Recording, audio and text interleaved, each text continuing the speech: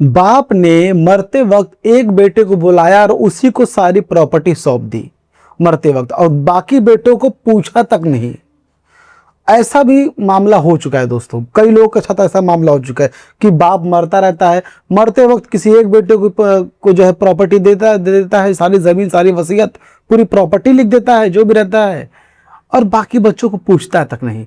तो इस दौरान क्या करना चाहिए, आप कैसे उस प्रॉपर्टी को ले सकते हैं, सारी चीज़ों के बारे में हम जानकारी देंगे आज। ध्यान दीजिएगा आज का हमारा टॉपिक क्या है। बाप ने मरते वक्त एक ही बेटे को बुलाया, बाकी भाइयों को बुलाया तक नहीं। जमीन किसकी होगी? सोचिए, किसी को बुलाया तक नहीं बाकी भाइयों को, तो इस जमीन किसकी होगी, किसकी मानी जाएगी? तो जो बेटा वहां पे था वो बोलता है कि जमीन तो मेरी है, और बाकी भाई बोलते कि मेरी भी हिस्सेदारी रहेगी।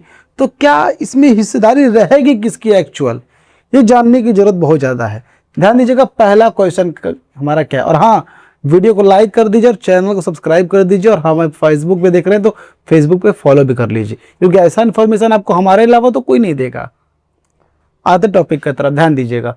मरते वक्त कही बात क्या यह वसीयत मानी जाती है? सोचिए दोस्तों, क्या बाप जो मरते वक्त अगर कोई बात कह दे तो क्या उसे वसीयत मानी जा सकती है? क्या लोग उसे मान सकते हैं वसीयत? क्योंकि हमने तो सुना आज तक कि वसीयत एक पूरा पेपर होता है, उसे पूरा लिखत तौर पे अच्छे सिक्के का अक्षर लिखा जाता है, स्टैंप लगता है, मुहर लगती है, साइन होता है। लेकिन क्या मरते वक्त पिता अगर कुछ कह दे उसी को वसीयत मानी जा सकती है? क्या है सच्चाई, जानते हैं हम। ध्यान दीजिएगा भाइयों, पहले समझो, यह सबसे जरूरी सवाल है। अगर बाप ने मरते वक्त मौखिक रूप से कुछ कह दिया, यह जमीन इसी बेटे की है, तो क्या यह कानूनी वसीयत मानी जाएगी? जवाब है सामान्य तौर पर नहीं।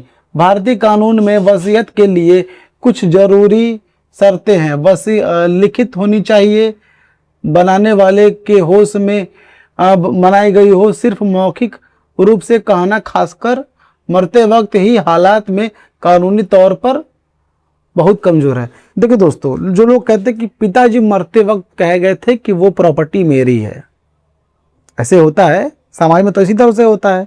इसी तरह से लोग बोलते हैं कि पिताजी बोल के चले गए कि तुम जो है मेरी प्रॉपर्टी के हकदार रहोगे, और बाकी लोग मान लेते हैं, कई लोग नहीं मानते हैं, और वो सोचता है कि पिता ने कह दिया तो कह दिया।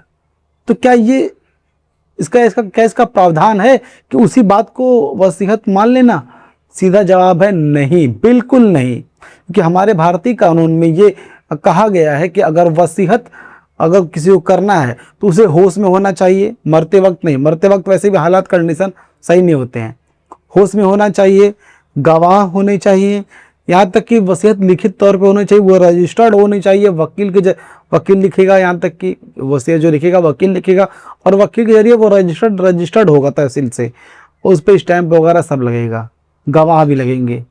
तो इनके दौरान अगर वसीयत बनती है तो वो ओरिजिनल मानी जाएगी और सही मानी जाएगी, वरना मरते वक्त तो कोई बात करने का सही से किसी के पास क्या बोलते हैं होश ही नहीं होता है, वो वसीयत कहाँ से लिखवाएगा? कोई 2 घंटे की पिक्चर तो है नहीं। जैसे मूवी वगैरह में क्या होता है कि मरते वक्त मैं इसको लिखवा रहा हूँ, मेरी वसीयत लिख दो, जहाँ उसने वसीयत लिखवाया तो वो मर जाता है।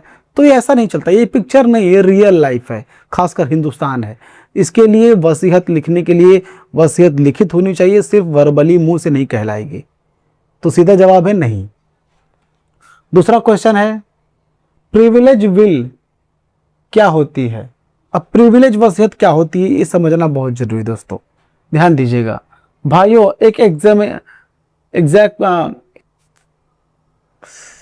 दोस्तों, गर्मी बहुत ज़्यादा है और अभी भी आप हमें लाइक नहीं कर रहे हैं। इस गर्मी में हम, भीषण गर्मी में हम वीडियो आपके लिए बना रहे हैं अवेयरनेस के लिए, तो आप ध्यान दीजिएगा। तो भाइयों, एक एग्जैक्ट है जो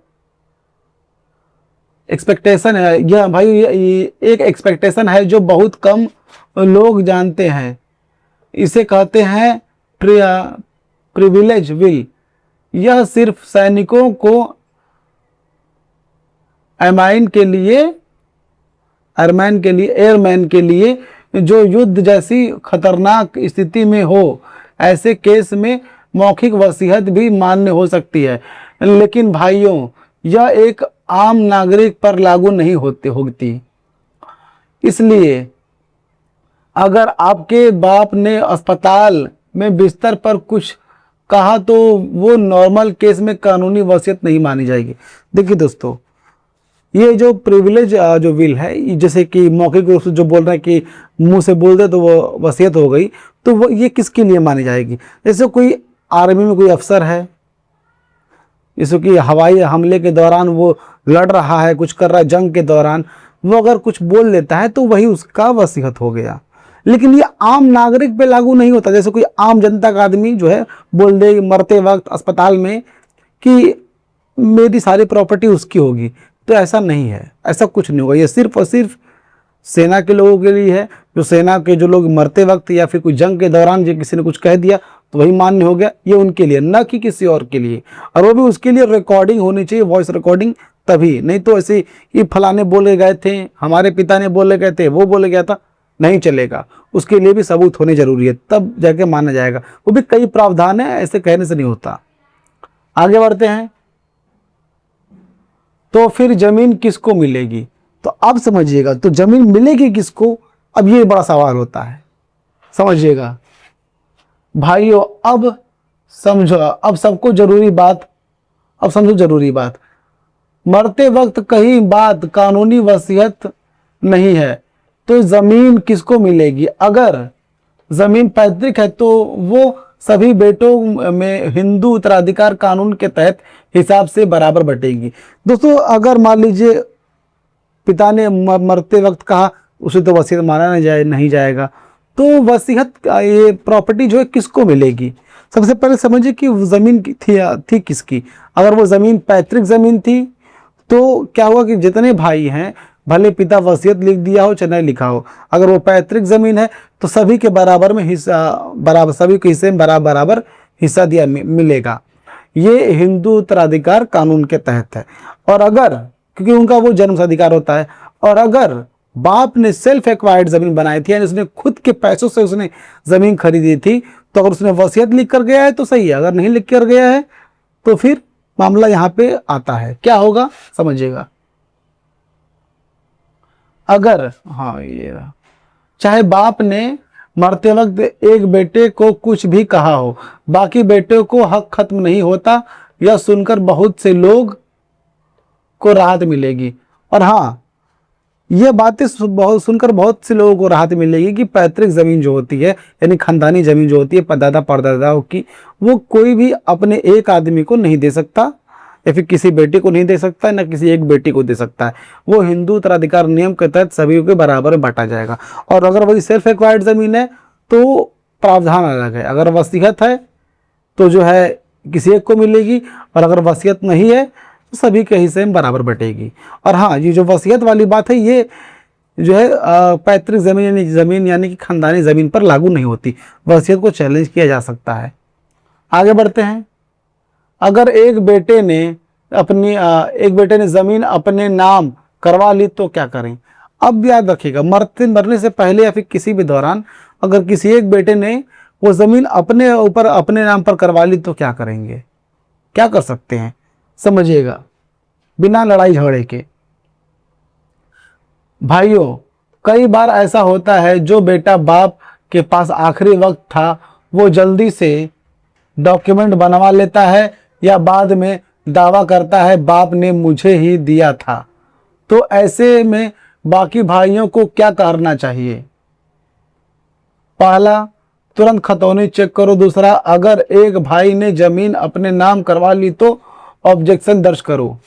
देखिए दोस्तों, कई मामले में ऐसा होता है कि मरते वक्त जब पिताजी रहते हैं, मरते वक्त उनके पास कोई एक बेटा होता है, तो क्या करता है कि मरने से पहले वो पहले से ही एक सारे डॉक्यूमेंट्स रेडी करवाया रहता है और मरते वक्त सारी चीज़ों पे अंगूठा या फिर निशान लगा लेता है।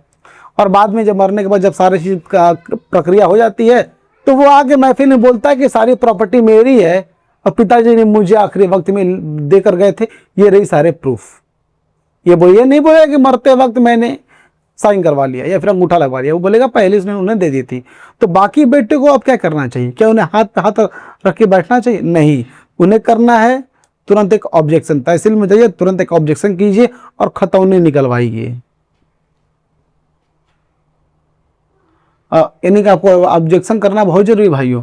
तीसरा है कोर्ट में डिक्लेरेशन सूट और पार्टीशन सूट दायर करो। चौथा, गवाह इकट्ठा करो जो बाप की मानसिक स्थिति के बारे में बता सके। और उसके बाद यही करना क्या है, आप तहसील में जाकर ऑब्जेक्शन दर्ज करवा दिए, उसके बाद आप कोर्ट में केस दर्ज कीजिए। आपको करवाना है डिक्लेरेशन सूट का केस दर्ज करवाना है, दायर करवाना है। उसके बाद आपको पार्टीशन सूट का केस दर्ज करवाना है।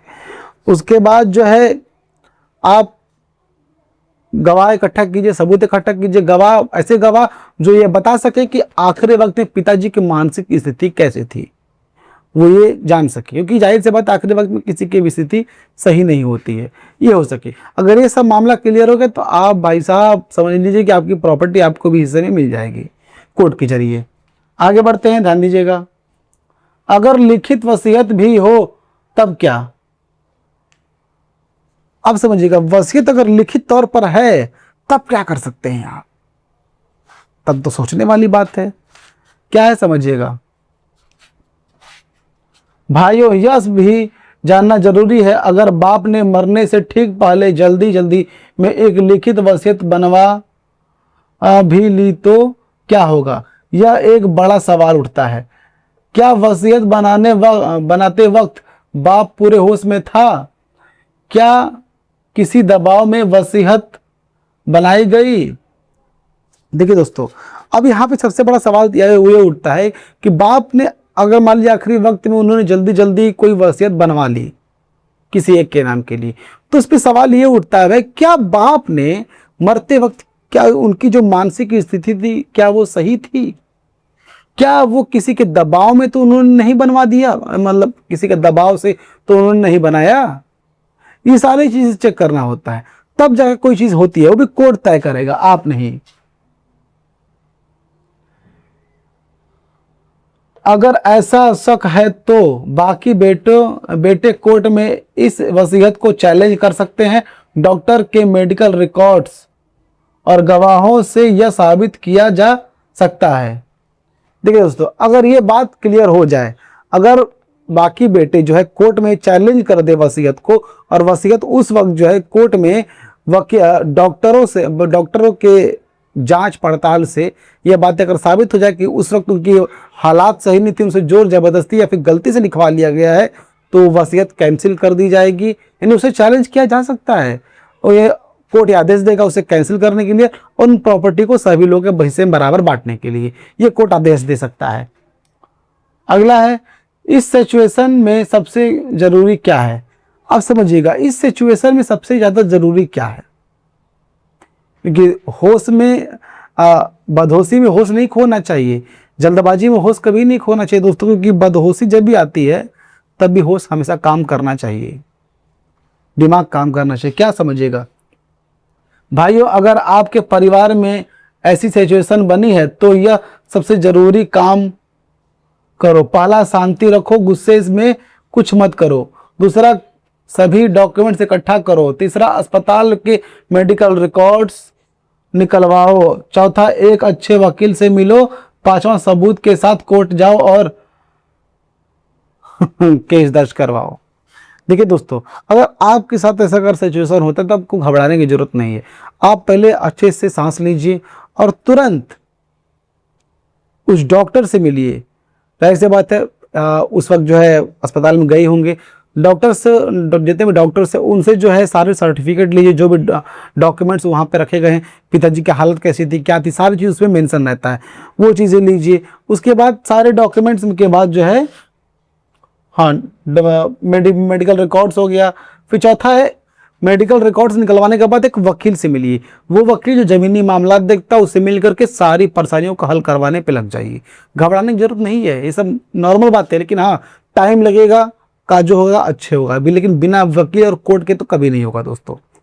अगर आप भी इस टॉपिक से रिलेट करते हैं, अगर आपको लगता है कि आपके साथ भी ऐसा हो सकता है, फिर हो चुका है, तो आपको घबराने की जरूरत नहीं है। आप ज़मीन का सच्चाई पेज पर हैं, चैनल पर हैं, तो आप तुरंत एक वकील से मिलिए। वो वकील जो ज़मीनी मामला देखता है, उसे सारी परेशानियां बताइए। वकील जितना कहता है उसके हिसाब से काम कीजिए, उससे ना उससे ज़्यादा ना ही कम। आप समझिएगा दोस्तों। आपको ये वीडियो कैसा लगा? अगर आपको ये वीडियो अच्छा लगा तो वीडियो को लाइक कीजिए, चैनल को सब्सक्राइब कीजिए और इस वीडियो को ज़्यादा से ज़्यादा लोगों तक शेयर कीजिए, ताकि सभी लोग को यह बातें पता चल सके कि अगर बाप मरते वक्त भी अगर कुछ कह दे तो वो वसीयत नहीं मानी जाएगी, हमेशा कोर्ट का फैसले का इंतजार करना होगा।